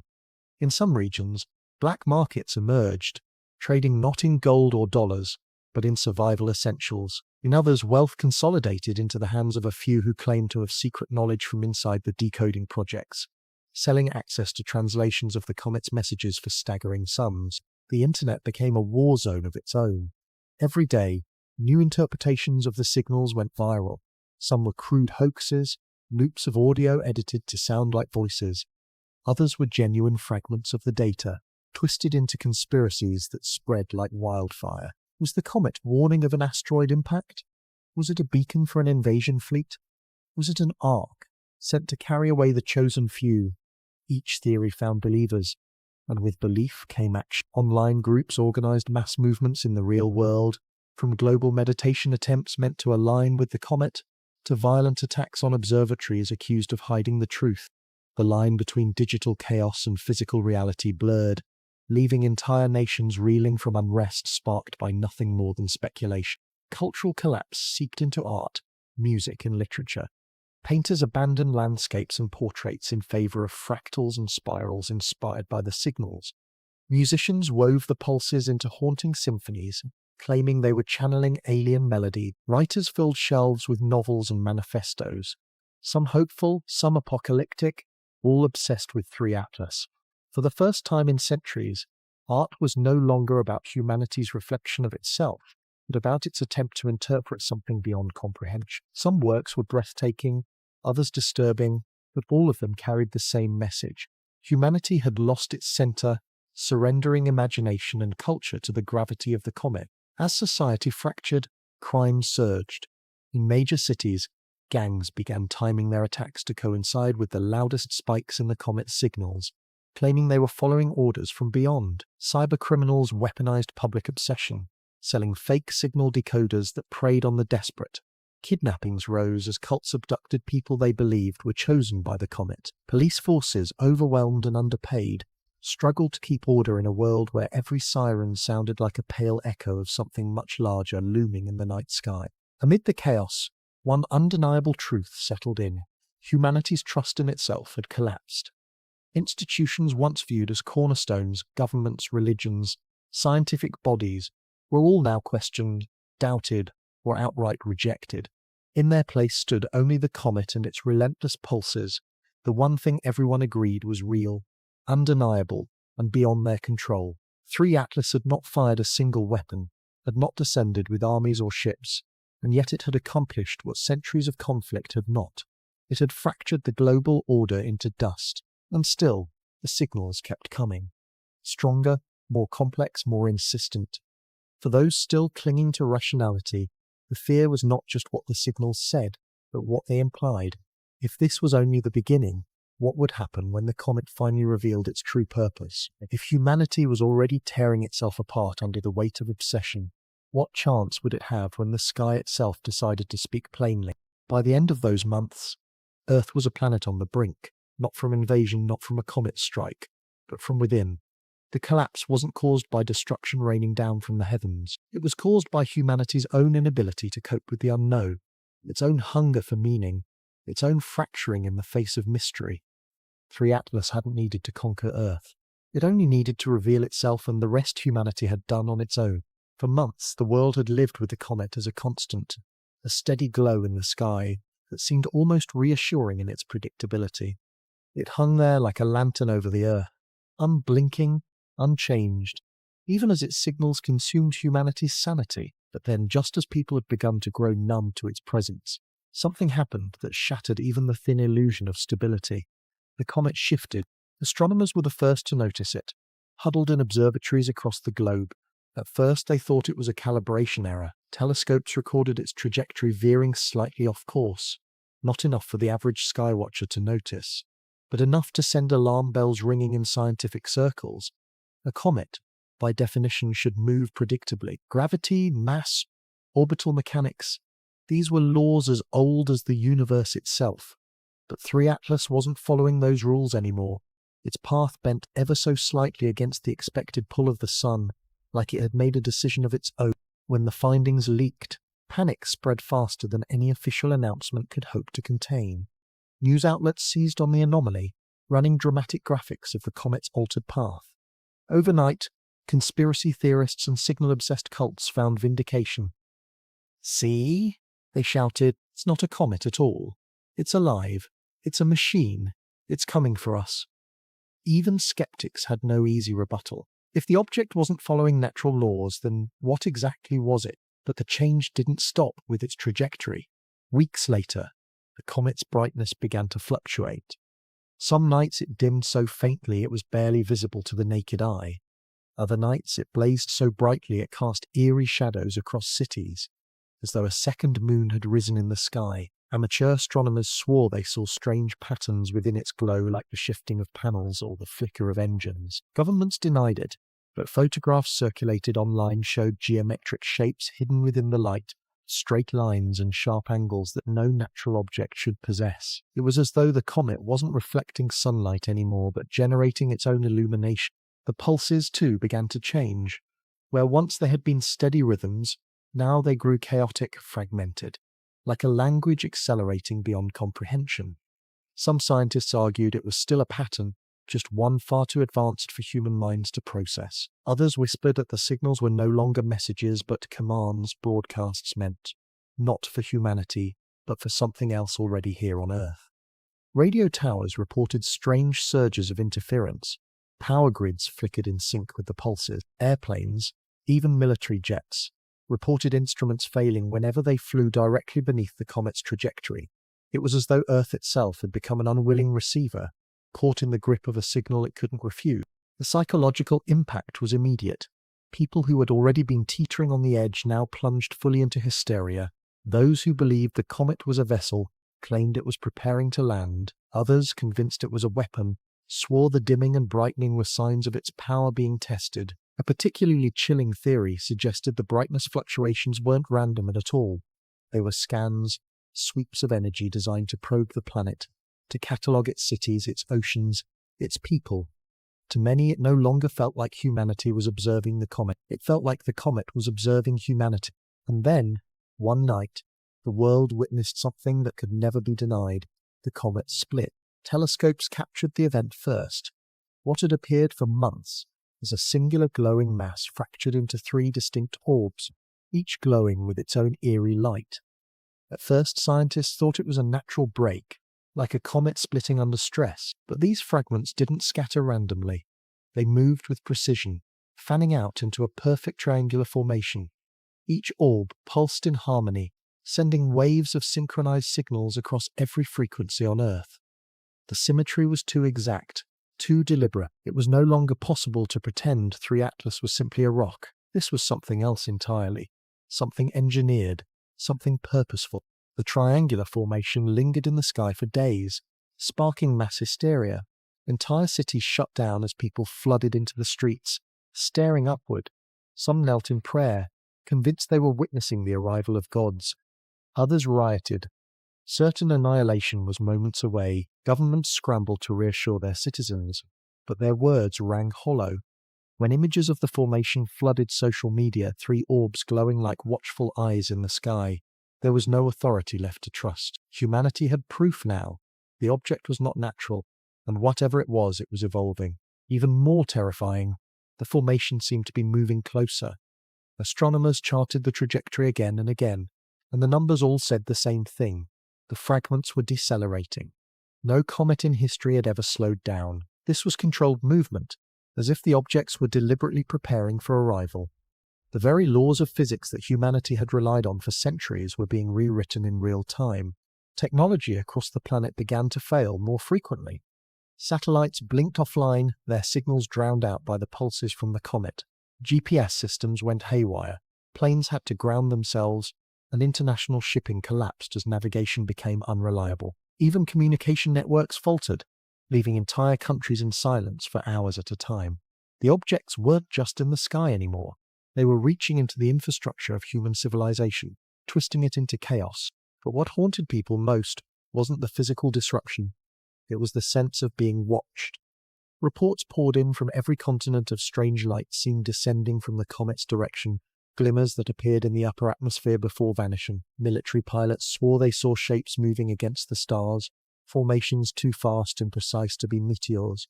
Civilians claimed to hear whispers beneath the static of their radios, voices too distorted to understand but impossible to ignore. For the first time, the fear wasn't about what the comet was, it was about what might already be here. In art and culture, the impact deepened. Musicians incorporated the new pulsating patterns into haunting compositions, claiming the comet was writing the score for humanity's final act. Painters depicted the three glowing orbs as all-seeing eyes, dripping light onto a world drowning in darkness. Writers filled books with apocalyptic visions, their pages consumed by the same question echoing across the globe. What do they want? Yet, amid the chaos, some people found clarity. A small but growing group of scientists argued that the signals weren't warnings or threats, but invitations. They claimed the split into three was symbolic, a gesture of communication humanity had yet to decode. These scientists were ridiculed, even threatened, but their voices resonated with those who still clung to hope. Maybe the comet wasn't a harbinger of destruction. Maybe it was an opportunity, a chance for contact, for knowledge, for transcendence. But hope was fragile, and fear was louder. Militaries worldwide ramped up their preparations, secret weapons projects accelerated, space agencies retooled rockets for potential combat, and underground bunkers were stocked with supplies. No one wanted to admit it, but the reality was clear. The world was preparing for war. Humanity was standing on the brink, waiting to see if the comet's shifting form was the beginning of salvation, or the end of everything. And yet, through it all, the comet remained silent. No arrival, no explanation, just three glowing orbs locked in perfect formation, inching closer with every passing night. The sky had become a stage, and humanity, powerless, could only watch as the actors prepared for their final scene. The comet had arrived as a mystery, and it left humanity with something far more unsettling, a mirror. For all the telescopes, satellites, and endless analysis, the truth was never fully revealed. Was it a natural wanderer that defied explanation? Or was it an engineered machine drifting silently between the stars? Was it sending warnings, invitations, or commands? Those questions in the end became less important than what the world saw in itself, while staring at that alien light in the sky. Because the real story wasn't just about an object streaking across the heavens, it was about how quickly the illusion of order shattered when confronted with the unknown. Governments fractured under the weight of secrecy and fear, religions splintered, some collapsing while others burned brighter than ever. Entire cities froze in panic, while others descended into chaos. And yet, amid all of that collapse, small groups of people came together, scientists refusing to surrender to hysteria, families finding strength in each other, strangers offering help when no one else would. The comet revealed not just the fragility of human civilization, but also the resilience buried deep within it. And that's the irony, isn't it? Humanity has always looked to the stars for answers, hoping that somewhere out there lies meaning, or purpose, or even salvation. But when the stars finally seemed to answer back, what we found instead was a test of patience, of reason, of unity. And on that test, the world's scorecard was complicated. Fear dominated the headlines. Violence filled the streets. But at the same time, curiosity burned hotter than ever before. For every person who gave in to despair, another raised their head to the night sky and whispered, "What if this is just the beginning?" because maybe that's what the comet truly was. Not an end, but a question. A challenge thrown across the void, daring humanity to rise above fear and discover what lies beyond its fragile atmosphere. And while we may not have solved the riddle of its signals or uncovered the truth behind its shifting form, we did learn one undeniable truth. We are not as alone, nor as in control, as we once believed. That realization alone changes everything. The comet eventually drifted away, its fragments shrinking into the distance until they were indistinguishable from stars. Some people sighed in relief, pretending it had been nothing more than an astronomical fluke. Others clung to their faith that the object had promised to return, but for those who watched closely, for those who felt the pulse in their bones and saw the night sky blaze with impossible light, the silence it left behind was deafening. It was the silence of something unfinished, of a conversation cut short, of a door left slightly ajar in the vastness of space. And maybe that's the most haunting part of all. Because whether it comes back tomorrow, or in 100 years, or never at all, humanity has already been changed by the encounter. We've been forced to confront questions we cannot unask. If there are watchers among the stars, do they see us as equals, as curiosities, or as threats? If the signals were invitations, are we brave enough to answer? And if they were warnings, are we prepared for what comes next? The comet didn't destroy us, but it stripped away our certainty. And in that uncertainty lies both the greatest danger and the greatest hope. Because for the first time, billions of people realized something they'd never truly understood. The universe is not quiet, and we are not alone. So when you look up at the night sky and see nothing but stillness, remember the days when the heavens trembled and the world held its breath. Remember that silence doesn't mean absence, and remember that somewhere out there the story of 3IATLAS may not be over. It may only be waiting for the next chapter.